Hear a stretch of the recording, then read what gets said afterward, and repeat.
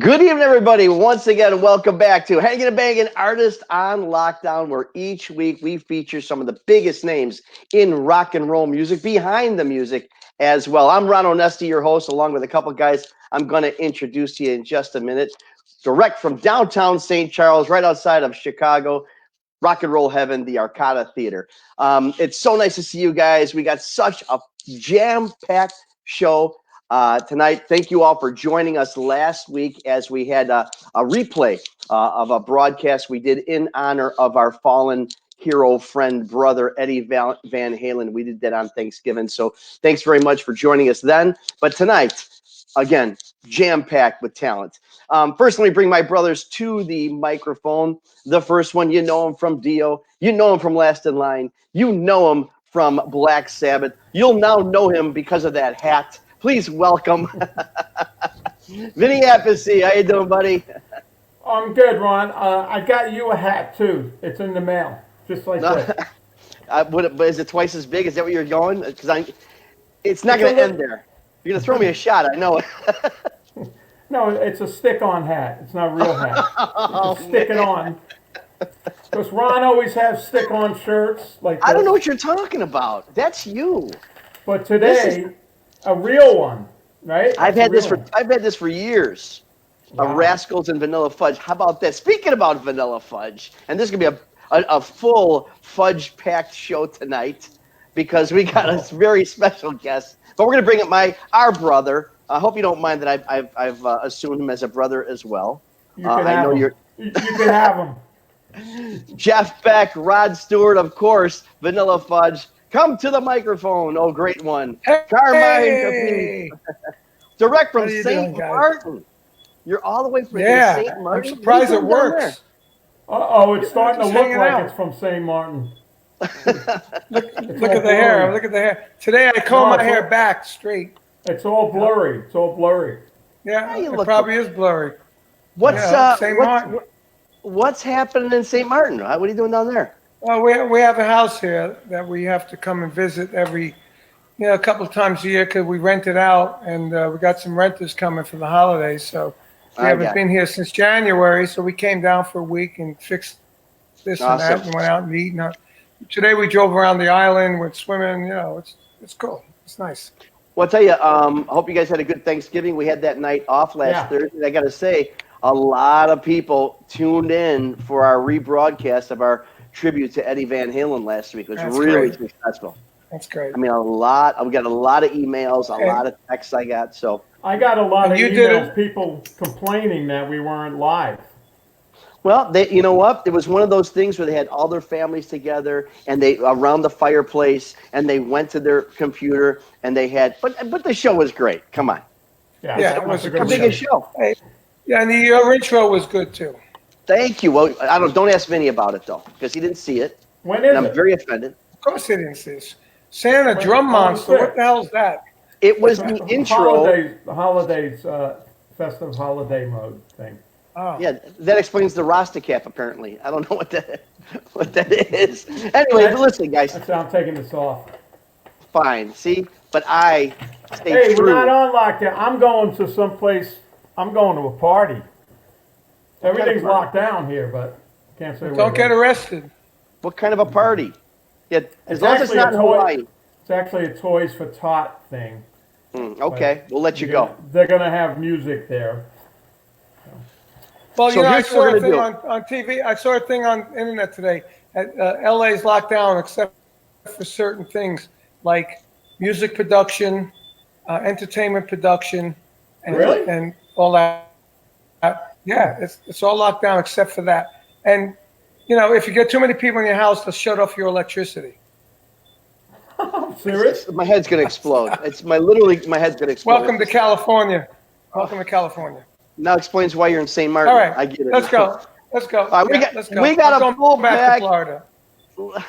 Hey, let's bring some. We got so many guests. It's probably going to take me the entire show just to introduce them if I spent the time on their accolades. So I'm just going to, normally we bring them one at a time. I'm going to bring them all on one at a time, of course. Ben, so help me out here. First of all, This guy, he's a European cousin. He's a Greek cousin.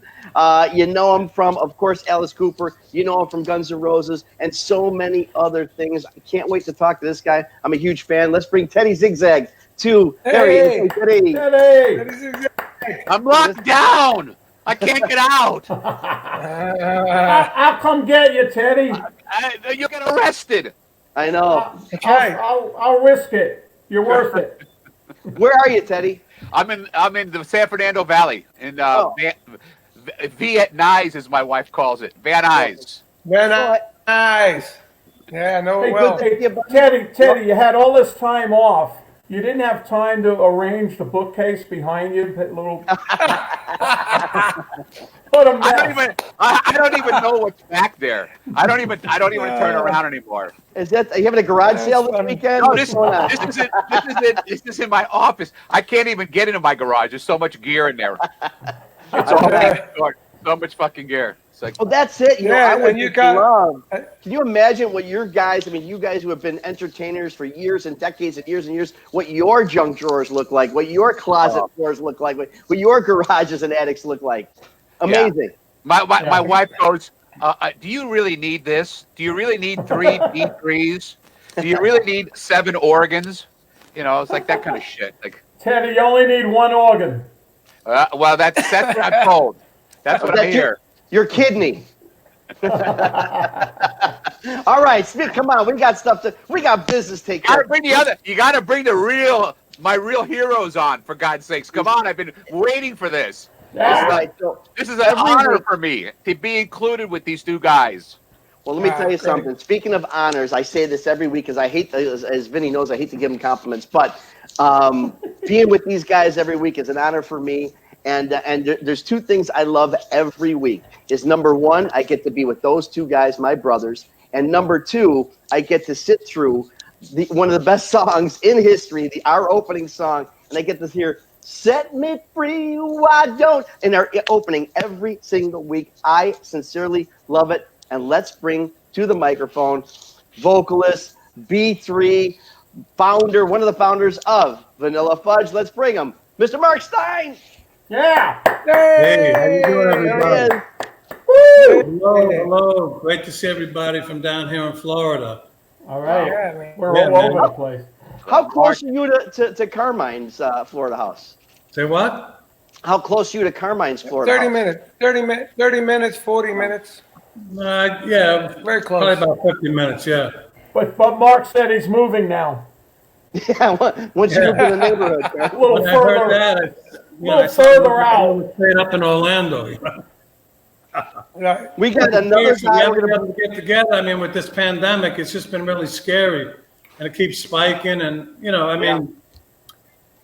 it's just been a crazy time. I mean, we haven't played live Carmine since the Iridium, which was last November.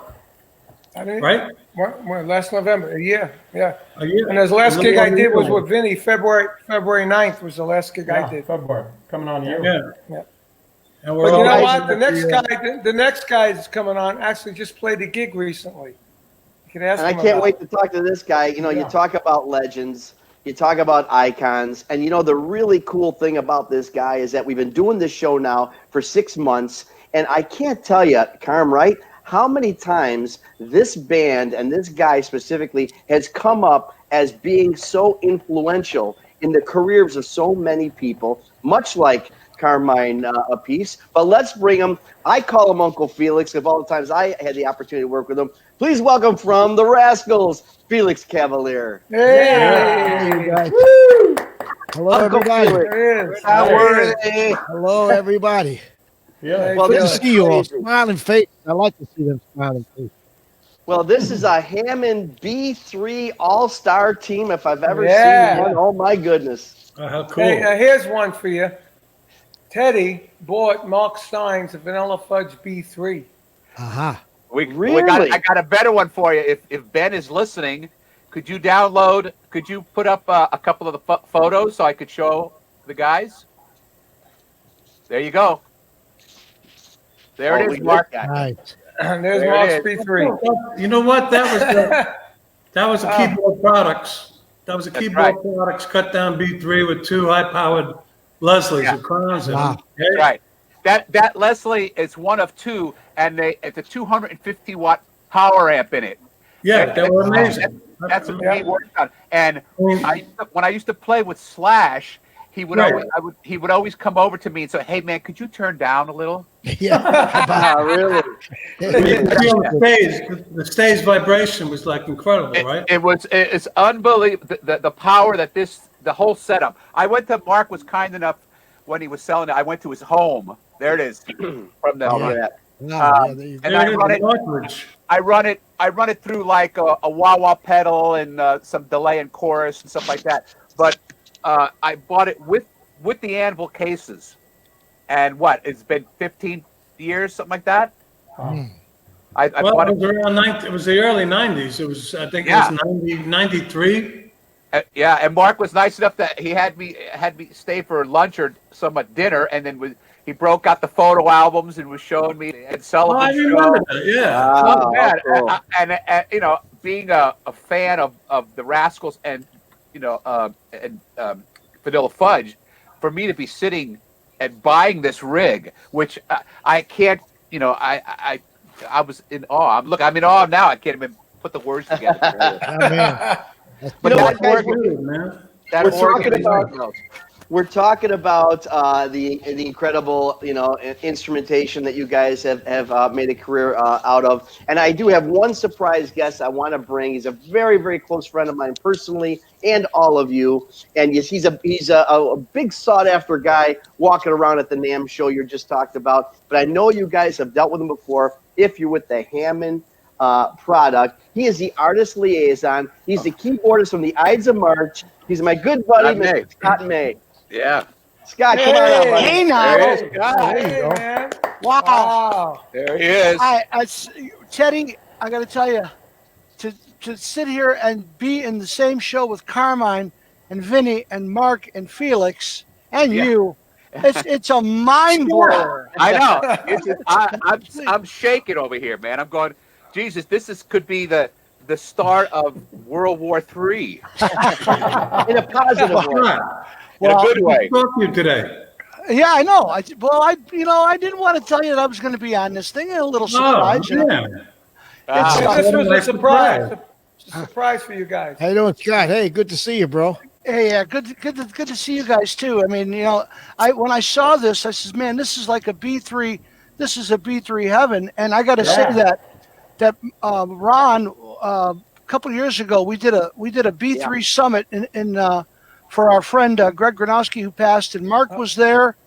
And oh man, boy, did incredible. We had 23 great players on stage, and but we got to reprise that, man. We got to reprise it. We just have to. Let's do it. Just have to. So let me ask you guys something. I mean, there's so much that we can talk about here, but I want to shift to Felix a little bit, because I've heard, again, as I prefaced the show earlier, I got to tell you, Uncle Felix, honest to God, so many performers have listed and mentioned the Rascals as being such a big influence to them personally. How do you? I mean, and you think about the late '60s. I mean, think about the hit factories. Being a part of that, you got you guys who in 2 years the Rascals had 9 of your top hits come out. Vanilla Fudge has got 5 albums come out. Your buddies, the Buckinghams, have all 5 of their top hits come out in 1 year. I mean, all in those 2 years. I mean, what was it like then? Was it just a complete hit factory that they kept pushing and pushing, like they pushed Mickey Rooney to put out movies back in the 30s? Yes, because in those days they really wanted you to do these 2 albums a year. Mm-hmm. I mean, we worked in those days. That was hard work. And then, as time went on, the artists started to really take much and more control, and then it got to where they're doing an album every 2 or 3 years. Mm-hmm. See, like that was very different. Of course, they milked each hit on the records, on the LPs. But I got a good B3 story. Can I guys tell you a B3 story? Absolutely. It's a little weird. Okay. So I see that cut down, that beautiful cut down that you guys had there. You know, that The cut Bill down. Beer. The I Bill had this Beer. guy. He was from Newburgh, and he collected. He had Hammond organs, and the interesting thing is his parents, they had a funeral parlor, and down in the bottom he had all these. He says, "Look, I got an organ that my sister, who was a nun, had in the church. It's gorgeous. It was a C, you know." And Yeah. for those who don't know what the C is the big monster you see when you go to church, and it's got like all the wood. So it weighs like, anyway, he says, I'll cut it down, you know. So he cuts it down. He puts it in a little rack like you saw over there with Ted and Mark. And then he calls me up. He says, you know, Felix, I got something I can add to it, you know. Now, this is true. He says, you know, when we do the cremation, the crematorium there, the handles don't burn. I got hundreds of those handles. Would you like me to put some on? I says, no, that's okay. Thank you. It's all right. That's funny.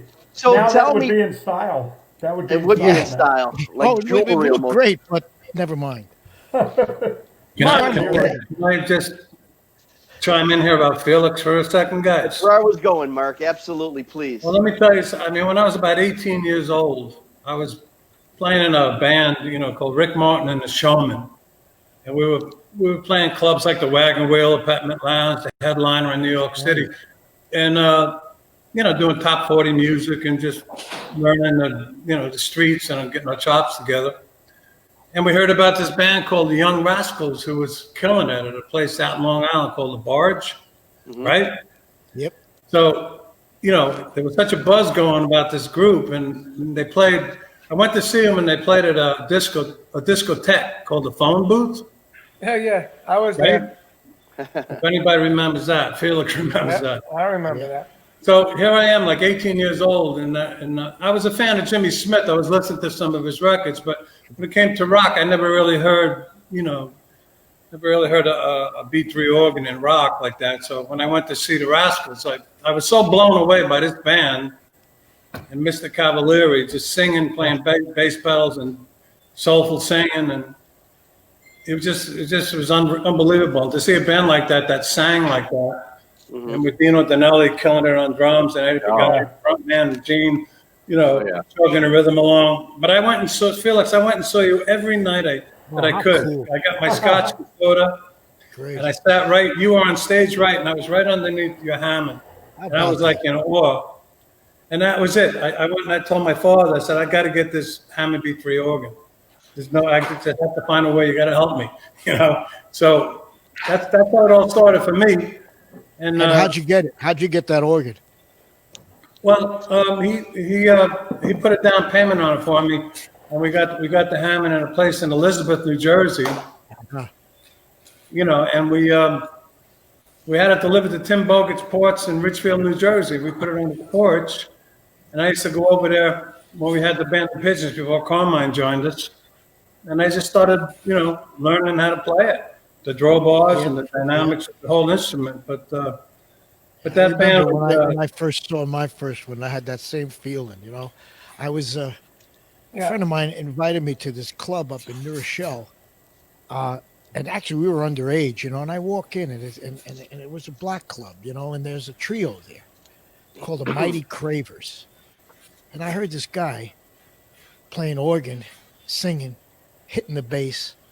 And then, of course, there was a sax and drums. I couldn't believe it, so I know exactly what I could not believe all the music that was coming out of that instrument. You know what I'm saying? Yeah. And that's why, when Scott and those guys, the Hammond people, I don't even think that Mr. Hammond knew what he created, and I'm sure Scott can fill you in on that when he created this box, because he was an inventor, I believe. Am I correct? He was a very creative man, right? And he didn't want any popular music to be played on his instrument. He wanted sacred music and pop music of the day, which meant like Stephen Foster and stuff like that. And it wasn't until '39 and when Don Leslie invented the Leslie, and the Fats Waller and those guys took off. But it was Mark and you, Felix, and you guys were the ones who put the B3 on the map. You know, I mean, when I was younger, the first bands I listened to were the Rascals, the Fudge, and you know, I mean, you guys, to hear a B3 played like that and see it on TV, like on the Ed Sullivan show, man, you guys still do it. You guys are better than ever. I know that's crazy. scary. You know what's funny for me? I was at the phone booth as well. Right. I think I told Felix this. I played a couple of years ago. I played with the Rascals for I don't know however many gigs it was, and we had a ball. And you know, Dino I knew before that. When he played the Metropole with Gene Krupa, and when I heard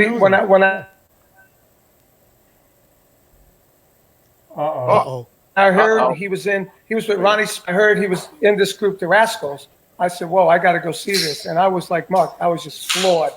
I said, "I couldn't believe what was coming off the stage." And Dino had the 24 bass drum, and you guys killed it. It was amazing. Let me reiterate. It's nice that everybody has that kind of feeling towards that instrument, because it is really like the king of the instruments. There's no doubt about it. We call it the Hammond family. Box. It's an amazing box, Let me. I don't know if you guys know the new ones, but Teddy, you play the big ones still, right? Oh, I have two of them. I have two big ones. Exactly. I have two B3s. Let me just reiterate what Mark said. When I first heard the Good Lovin', the Good Lovin' organ solo, and I went, okay, I have to see this. And then that was the first album, and Felix Cavaliere to me was the guy that actually, I have to buy a B3. Mom, I need to buy a B3. She goes, what is that? What is that? Well, it's about the size of a small car, and we're gonna have to put it somewhere in the house. But my first B3, a guy, Perth Amboy, New Jersey. I'm at this guy's garage, and he was like a carpenter, and he had a bench that he worked on, and it had a tablecloth on it, and he goes, "What do you do?" I said, "I'm a keyboard player. I play the little piano and stuff like that." He goes, "Oh, really? Hey, you want this?" And he uncovers the table that he's been working on, and there's a B3 under there. And actually, it was a BV. It was a BV, so it didn't have percussion. Yeah, right. And that was my first B3. And I swear to God that when I had to buy a van just to move it around. So I went everywhere with it. And then chiropractors love the B3. Matter of fact, when I moved to California, I brought that with me, that organ, and I sold it. But I bought two other. But check this out, you guys, the Jersey guys will know. I was playing at the Red Baron on Route 35, and big fight broke out, and I had to use the bench of the organ to protect myself. They actually had been breaking it up, and I left it in the parking lot of the Red Baron on Route 35. The chiropractor when we Mark's B3 around as the band. But Felix Cavaliere was the start of it, and then I heard the first Vanilla Fudge album. I went, hold on here, what is this? And that took it to another level. Right. So it was these two guys right here. If I could touch. My pecker's getting hard right now. But the thing is, we all need drummers. That's the problem. We all need these guys over here in the back. That's right. That's the problem. It's no good. You had some good ones. You had some good ones, right? Great ones. Yeah, there's a lot of good ones right here too. Yeah. You know what, Felix? When all these guys, again, I'm fortunate enough to have you guys. You play my venue and play these venues around, and it's just amazing the amount of energy that you still bring to the stage. I'm telling you, last week, happy birthday, you were 78 years old, 55 years in the business, and playing like you just as much energy. Matter of fact, you're one of the only guys in the country, I think, that's actually played a gig recently. Yeah. It was, believe me, it was. I heard about it from Benny. Benny. This casino out there had an outdoor venue, and they were doing it all the way till October. They did it very well. They spaced out the audience. It was they took when they came. It was really fun. It's called Pala, Pala. Oh yeah, I live near that. I guess it's an Indian reservation casino. Yeah. It was fantastic. Oh, yeah. It was fantastic. Oh, that's near good, you, I Vinny? mean, we all playing Yeah, tremendously. Paula, I mean, yeah. All the I'm Indian sure you- casinos are down here. Yeah. You guys, I tell you, it was beautiful, man. It was right in the mountains, and like God, if taxes weren't so high, I might even go out there. Yeah, we're talking a little bit about history here, and then I've heard some of the stories of some of your guys' personal origins. The accordion. I mean, was that like a big thing for you guys just before all the P3 thing? For me, it was a big thing. My dad, There you go. God rest his soul. My dad wanted me to be Dick Contino Hey, and Contino! he wanted me to be Myron Florin from the Lawrence Welk show. Lawrence Welk show, absolutely. Yeah, so when I was about 9 years old, you wanted me to play the accordion. So I started taking some lessons, and I just couldn't discipline myself because I was born with this natural ear, and I just remember all the teachers. I used to just blow through these books, which usually took a month. I used to do it in a couple of days, and I got really bored with the instrument, and. But I want to tell you something. Even to this day, all the triplets, if anybody played accordion coming up, you learned a lot, like Lady of Spain and the Jolly Caballero. If anybody remembers that played accordion, there was a lot of chops involved and a lot of triplets. And even to this day, when I play a lot of really fast licks, it originated from the accordion. And we made the transition onto the organ. So yeah, I mean, that had a big influence in my life for sure. I still play the accordion today, and it actually comes in handy because I use it to do commercial stuff. Wow. And you mentioned Myron Florin, and that's the one thing I took away from Myron Florin was bellow shakes. He would shake the bellows. Yeah. God, I remember those days. Yeah. I'll tell you what, Lady of Spain by Dick Contino. I'll tell you what, I loved watching that. I got to actually work with him in some of our Italian festivals. Some of the people loved him, and I tell you, watching him take the command, it's almost like he had a B3 on his chest with a strap. The way he handled it. So I thought you would have some influence. Felix, another thing that just happened to me recently, I was listening to People Got to Be Free, 1968, a song about racism, and it's amazing just how history repeats itself. Have you gone back in light of all the crap that's going on? Has that song come to you to perform or utilize in any of these relations that's going on? Do you hear any of that the song with the relevance that it still has today? Oh yeah, and that song Atlantic didn't want to put that out. They thought we were making a mistake putting that out, but. I mean, I'm so proud of that song because when the Berlin Wall went down, they played that song there. Yeah. Yeah. But those were the days. I mean, seriously, you could write a song and you didn't piss everybody off. You know what I'm saying? Yeah. Right. You write a song and you say, well, "This is how I feel." Oh yeah, well, I don't want to talk to you ever again. Yeah. That's it. That's right. And that's really sick if you think about that because I mean, I thought, like all the flowers have different colors. I thought, there's red ones and yellow. Oh, no. There's only, we only like one color. What color is that? Not Black. Yeah, exactly. Yeah. So anyway, that song, just real briefly, I was working for Robert Kennedy and there was this lady that I was seeing who was actually at the assassination. Wow. And she has never been. She was there when he won that primary and then gone, And so I was just overwhelmed. It's the only word I said, man. I said, we got to say something, man. We just can't let this be. We got to say something. You know what I mean? And I really wasn't trying to strike at anybody. We were just trying to say, hey, you know what? What is this?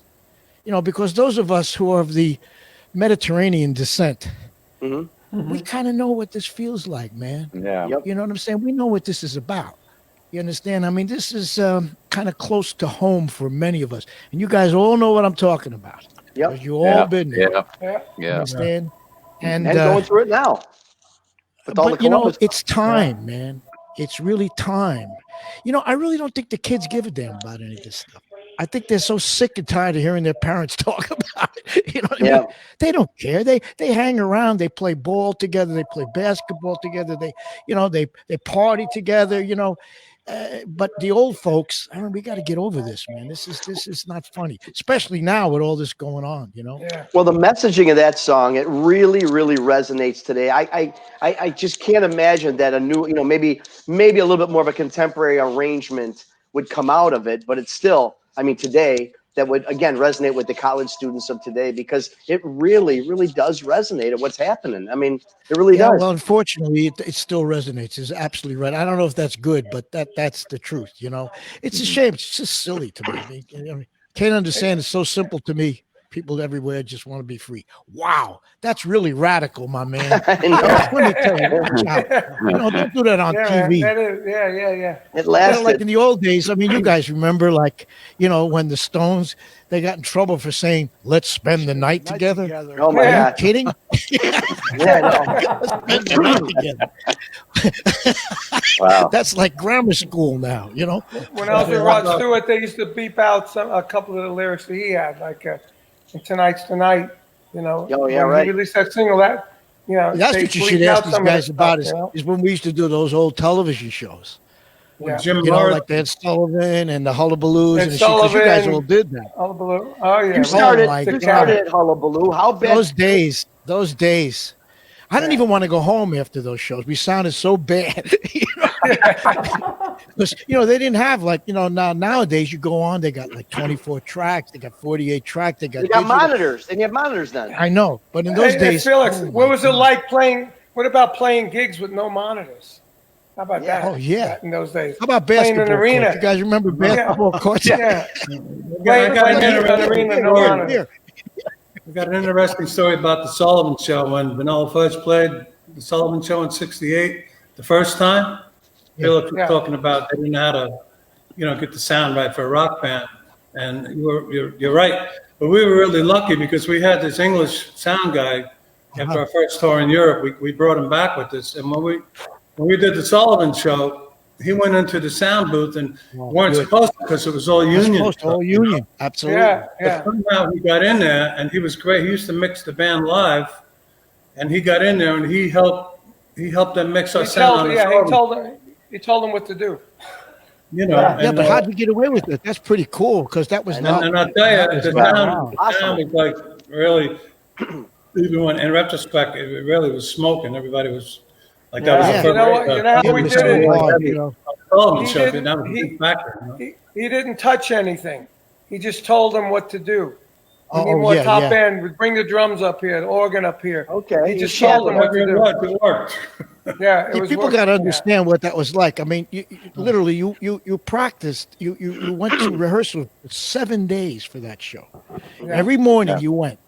Right? Saturday night you did a Yeah. complete show in front of an audience with no television. Yeah. Sunday night you go on stage. Now those of us Live. that were in the musical part of it, we did the beginning of the show and the end of the show, which lasted about what? 45 seconds, whatever it was, So what we used to do when we came home, Eddie used to come home with all that energy because, we used to playing 2.5, 3 hours and wreck our apartment. He had all this energy. Boom! We throwing everything all over the place. But those were fun days, man. We used to have a good time. You guys know, man. Those were real days. And I then really- your record would zoom up the Billboard charts like 30, 40 points for the bullet Absolutely. because of all the exposure. Yeah, yeah. The Right? great thing about having 50 the 50 great thing million about having people. What do you say? 50 million people. Without Yeah. social media. yeah. Oh, social media. The great please. thing is that we can still watch that stuff. Yeah. The films that Ed Sullivan, the Midnight Special, or Don Kirshner's Yeah. rock concert. Yeah. Kirshner. Well, I mean, that those- was the first one. See, Don Kirshner, when that came along, all of a sudden, the Yeah. sound really Right. because he was Right. using Yeah. a whole recording studio. there. Right. Yeah. That was really Yeah. cool. Yeah, that And was. you know, that's what that- we that- have to gauge how great that era was. Oh yeah, Absolutely. You know, when I watched the Rascals and Vanilla Fudge on Don Kirshner's and I'm blown away. I'm going, listen to this. You can only imagine, But all the guys being from there. those days. I mean, you know why Yeah. we didn't have auto tune. Yeah. Yeah, right. We didn't have quantizing either. You know what I'm saying? Yeah. And if you couldn't do it, go home. That's right. Yeah. That's We right. used to start our show. I'd hit an E on the Hammond. The show would start. Remember, Carmine? I'd hit an E, Yeah. and Vinnie Martel would start tuning up, and Timbo. Everybody was just tune up until we get into this big crescendo, and then we do this big crescendo all the way down right into She's Not There, and it was. That's another gift that God gave Halen players. Getting in tune and starting the That's show. another gift. We don't go out of tune. Yeah. Yeah. We're always in tune. Ding, ding, ding, ding, ding, ding, ding, ding. You know what I'm saying? Always in tune. Unless the days, power, too much unless the tuning. wasn't good. Oh yeah, and that happened. I got another story for you. Okay, let me check. We should do that again. That was so cool. We were doing this all-star band. We had Billy Preston. We had it was like it was a takeoff from the Ringo Star tour. We took that and we brought it to this airline, Northwest Airline. So he had us working in Kansas City at a zoo. Okay, so we went in the afternoon to the zoo, and we're tuning up, and that was the reason it brought to my mind is because you were right, Scott. It wasn't exactly the right hertz on the electricity. Power. Yeah. All of a sudden, this guy comes running up because we're getting ready. We got the organs, we got the drums, and he goes, "Please, you guys got to stop. Why? The elephants are getting really pissed. It's their friggin' lunch hour. You're making too much noise." I said, I thought I had seen it all. Elephants actually charging the stage. Seeing it all, Mark. I don't know. I know I'm putting you on the spot here, but each week, I get the share the stage here with Carmine, and he, so many people say, "Oh yeah, what an influence Carmine a piece has been to their career." But you got some kind of a juicy backstage story about the Saint Carmine that everybody loves so much? Good question, Ron. Yeah, good You question. want me Ron. to tell you a story about what? No, I didn't quite hear that. About Saint Carmine. oh yeah." Saint me, like a behind the scenes story that you Backstage. have about me that nobody else knows. Oh, do you really want me to reveal this in public? I really do. I Are you really sure about that? I don't know. Everybody I loves don't. him. It's always positive. Hold on, I'll be right back. Yeah, you should leave. Carmine. Oh man. Well, I don't know. What comes to mind is when the cops came after us when we were doing a show because we didn't fulfill the contract sometime around 1968, right? And you Tampa. You were running from the cops and you grabbed me. So we got to get the hell out of here. We're going to get locked up. Do you remember something like that? You remember that story? Yeah, it's not when we went to the Tampa airport and hit out. We Is that the one? they were after us. I mean, that was crazy. And then it was crazy. Tim Bogert and Vinnie Martel, they took off somewhere else, and we went another way because they were all out to get us that night because we went off stage too early. And I don't know what happened. That goes back in the archives with our management records, but that and we got on the plane and we got the hell out of there. Yeah, we did. Well, I think what I'd like to do is You should do a show about all the backstage things that Absolutely. happened. Well, It would make a hell of a book. That's what this I'll tell you is. that. That's what this is. yes. That's I'd like It to would make a get. hell of a book. I'll tell you. I'd like to get the "You Keep Me Hanging On" Mark's book and stick it Carmine's book and just compare notes. Yeah. That would be funny. Hey, Zigzag. You were talking about clips that you saw clips of these guys. Well, I got to tell you, one of my favorite clips is your 1992 GNR tour in Japan specifically when you did that harp solo. I got to tell you, one of my favorite things to watch. Bad Obsession. Yeah, man, Bad Obsession, absolutely. Now, was that was that prearranged, or you just kind of go off and do it? Well, we didn't. One of the interesting things about Guns N' Roses, you're talking about backstage stories and stuff like that. Yep. I worked in that band with one of the most notorious frontmen of all time. So there was shit that went on all the time. I mean, we had to be ready to vacate the premises at a moment's notice, because he could say something, or he could have walked off. That band, that tour that I did, they never went off a set list. They had no set list. They started. They would talk in the hallway going to the stage what the first song was going to be, and the last song was always the same. Paradise City. But it was never a set list. So you went off of what Axl said in his raps. Between each song, he would talk. If he talked about the press, you knew you were going to do double talking jive. He would say something about somebody else, and you knew you were going to do this. But the song that I played on Bad Obsession, it was he had nothing to say about it. So he would just say, he would call me my name. The whole zigzag thing came because he asked when I joined the band, "Who's the new guy?" And somebody said, "The guy up there that looks like the zigzag man on the papers package." And that's how the name came about. And I didn't smoke pot or anything. I just happened to look like that guy. And he would call my name out, and because it's Greek, he never could figure out how to say my last name, which is Andreadis. So he called me Andreadis. So he called me Angry Anus. Oh man, Angry Anus. So he would do this. He would do this intro. Let's bring out where's Teddy Zigzag Angry Anus, the big bag. Oh my God. Yeah, and that's how I knew we were doing Bad Obsession, and then we would just go into it. But that was one of the highlights of my career, being introduced to the world that way. Well, I tell you, the highlight was your performance. I mean, as obviously you're a great, obviously, keyboard and guitarist, but the way you handled that harp, man, was really Thank something. You. Even had slats going. I consider myself an organ player first. Sure. Let's not diminish that. Of course not.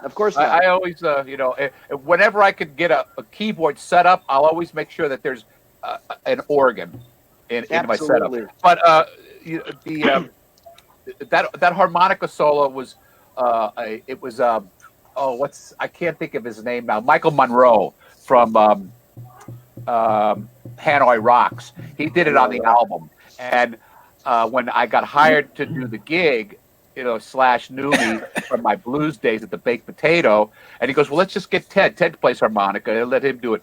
And that became one of my staples. But it was funny because where we played, depending on how good that solo was, if we played at Mile High Stadium in Colorado, Denver. I literally would have to get oxygen right after. Right. It was very, very scary because that type of, because I played harmonica through the whole song, not just on the solo. It was the whole song. So it was tough. Now we all need oxygen. I know. Yeah. Right. Thanks, Felix. I don't want I remember playing a gig in Vail. With Dave Mason's band in the late 70s. And we did a show in Vail, and it was like way up high. And I remember turning around to Rick Jagger, God rest his soul. He was the drummer in the band, and it was about, we did like an hour, 45-minute show. And about an hour in, I'm feeling the energy starting to diminish. I'm turning around and look at him. Everybody's starting to get short-winded because of the altitude. You got to hang out there for a while. The lungs get used to it. So that just came to mind talking about that. So it's pretty cool. Talking about altitude gigs, me and my brother Vinny were supposed to go to South America and play. Where was that, Vinny? 15,000 feet up? La Paz, Bolivia. 14,000 feet. Yeah. 14,000 feet. So I just got back. I went from New York to Miami. And then my doctor said, I don't know if it's good for you to go do this. I have these nosebleeds going on, all this weird stuff.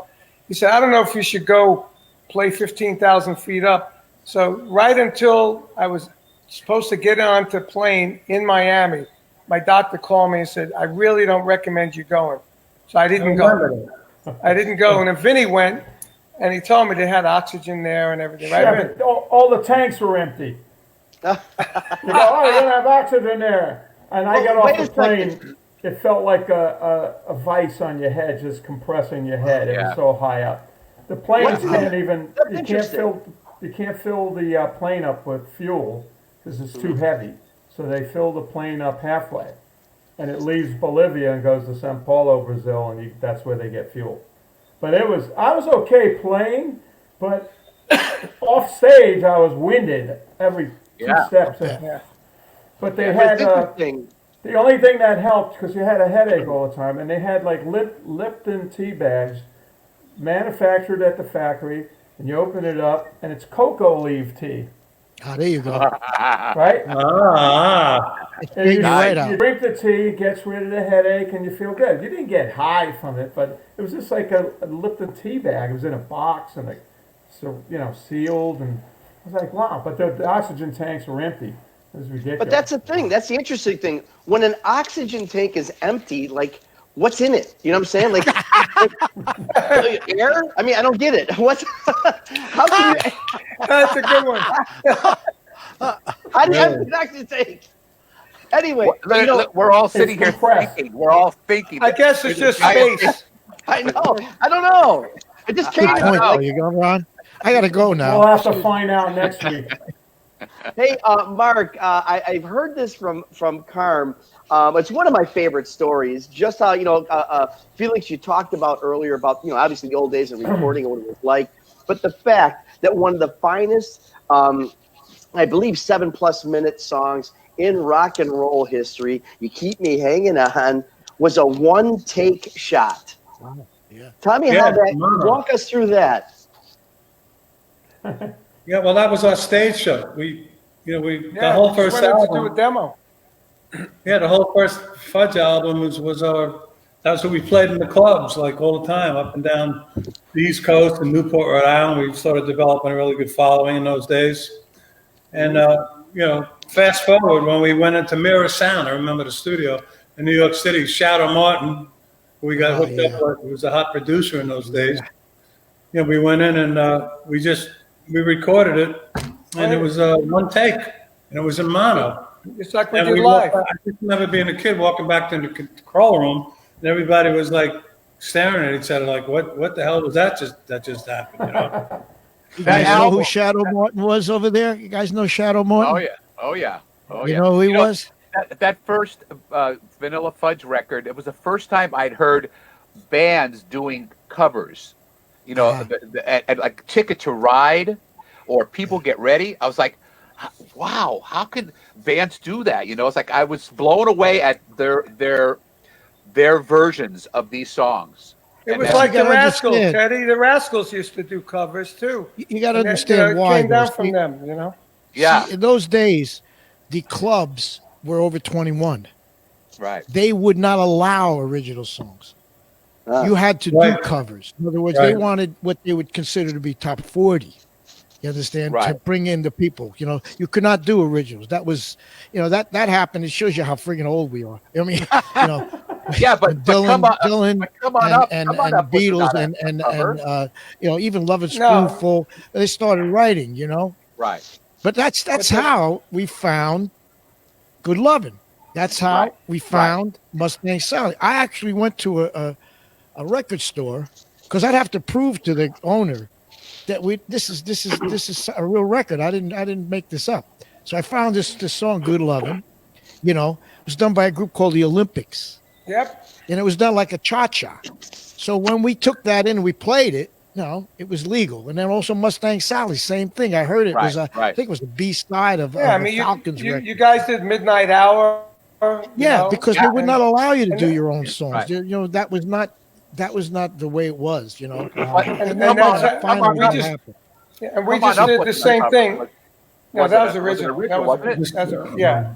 The song that knocked me out, Felix, the song that used to knock me out back in those early days was Temptations, Bound to Get You. Oh, yeah. Yeah. Well, you guys did that, man. I was up all night. I was in college. What song? Temptations About to Get Me. Temptations bound to This get. was a record that, basically, if you don't know the Temptations original, bound to get you. Remember that? the original was phenomenal. Just phenomenal. I mean, it was just an amazing thing, and that was our interpretation of it. But seriously, what happened to me, basically, is I told the story many times, but I was a college kid, and I was asked to go to Europe by Joey D because their organ player had left. Mm-hmm.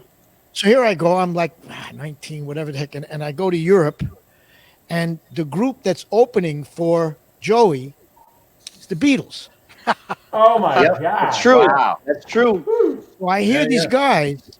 First of all, everybody's screaming, screaming and hollering, and like, what are you yelling? What? Oh, it's the Beatles. I see these guys with long hair. First guys I ever saw with long hair, and I hear them, and my impression was this: they're singing American songs, like doing like Chuck Berry. I'm going like, and what is that?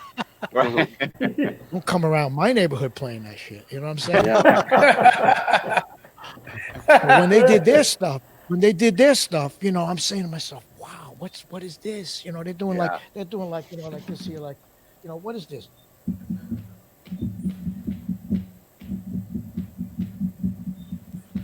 We can't hear Kind it. of throwing the beat We around. can't a little hear bit.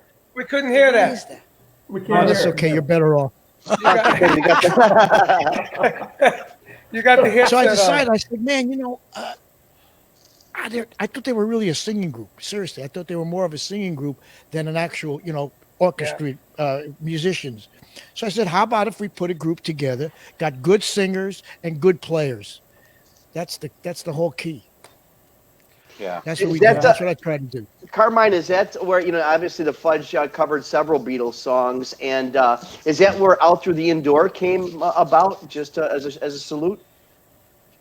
Well, we used to, first of all, the Revolver album was very important when we were when we were learning to play songs, and that really evolved, and we just used to take lyrics and wrap the mood of the song around the lyrics. Like, you keep me hanging on, people get ready.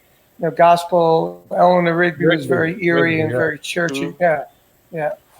And that's what we did. But that was taken from the Rascals. So we were listening to the Rascals, the Vagrants, and the Beatles were really the three influences that were going on at the time. We used to play slow down like the Rascals did. Oh, We used to do rock. Midnight Hour. Rock, man. We used That to do song's Midnight so Hour rock. and stuff, But that's the way it was, Rock. That's Yeah. what the Fudge was. The Fudge was a hybrid. Yeah. Hybrid between the Rascals and the Vagrants. That's what we became. Vanilla Fudge did Beginning. Beat Goes On, and they had when they did the Beat Goes On, and they had the flip side, the whole B side. It was like, what? How could you be allowed to do this? It was. I don't remember that. I don't remember that. Blew my mind. No. You mean the break song, the long song? The one the Beat Goes On. It was. It No, wasn't the the second B-side? album. That album was so bad. Oh, Come on, I enjoyed it. I loved it. Impossible. I loved it. Don't fence me in. Come on. Get out of here. In. The best thing on that album was Moonlight Sonata. That was the best thing on that album. Yeah. That was pretty cool. Yeah. You talk about break song. Yeah. All the drummers that I hung around with, that was the thing that to try to play the drum stuff from break song was like the biggest thing in the world. That was Thank you. Yeah. that was hero worship at its best. I could play it. I could play it. I was going to say Vinny could probably play it. Listen to him. Doom boom. Doom boom. He knows remember. that by heart. He knows it better than I do now. But I think that the Fudge was really the band that started prog, because without the Fudge, there's no Yes, there's no King Crimson, and you even go to today's music. You go to Dream Theater and the bands. All this. Yeah. I think there's a case to be made that the Fudge was the original prog band because you guys were right along with the Beatles, man. We were listening to Beatles. Beatles had some great stuff, but boy, you guys' stuff was like completely out there. Yeah, absolutely. The intro for "Keep Me Hanging On," I don't even know how you Yeah, where right. that comes from. It's like it's like what Like an orchestra.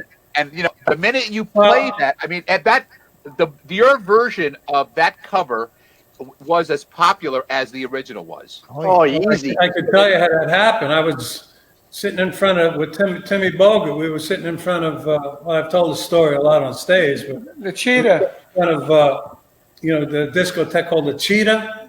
Felix, you probably remember the Cheetah Yes. on Broadway. And it was like the dead of winter, and we were drinking something, smoking something, whatever. I guess it was '66. Say it And the ain't radio so. comes on, the cars park with the heater on, and the radio comes on, and the Supremes, You Keep Me Hanging On comes on, and it just sounded, it's like so fast, I looked at Tim, I said, dude, what would be really cool if we slowed this song down, and I think it would be so soulful. And he said, well, let's go to work on it, and I just came up with this theme on the organ. It was kind of like, the melody, if I set me free, why don't you, baby? And that's that flute sound. Fall down. It's almost like something out of the Invasion of the Body Snatchers, the original movie. You hear at the end of the movie, the music in the background. And I came up with this one organ on the beat. I was counting it 1, 2. That's what it was. 1, 2, 3, 4. I got together with Vinny, and we were playing at a place called Longanos on another discotheque, which was on the west side on the west side of New York. 70th and Broadway. 70th and Broadway. Yeah, he had this incredible guitar raga lick, and it just was such a natural. And then Carmine and Timmy, put this whole rhythm thing together, and we just thought it just came out.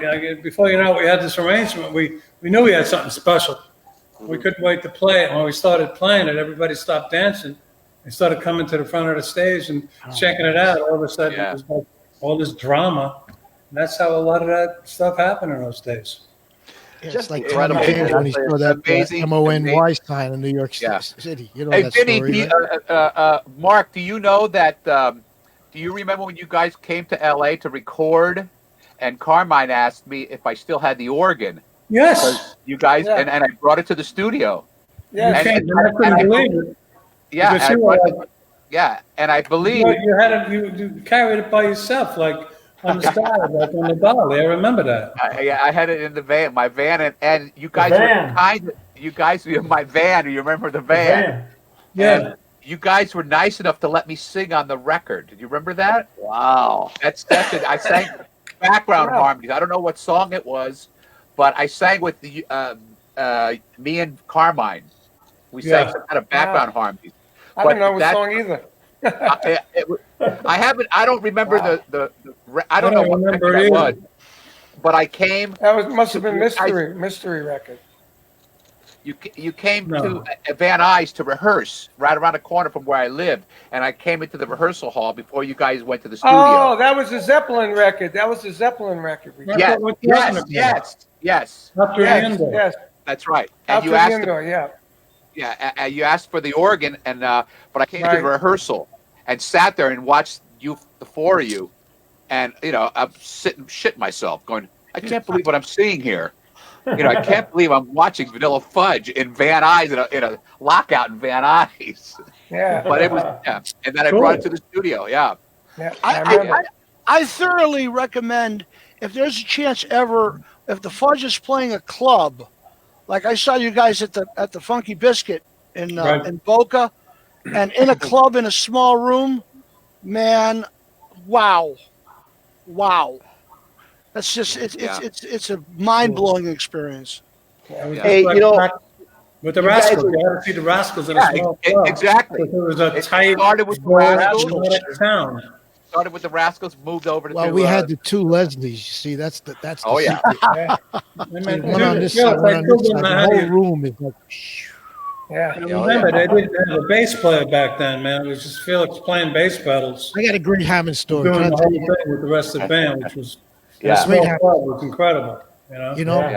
It's interesting. You guys talk about, you're influenced by this, you're influenced by that. How music transcends and each kind of generation picks up from the last generation, and they nurture it. The first guy that I heard really on an organ was Jimmy Smith.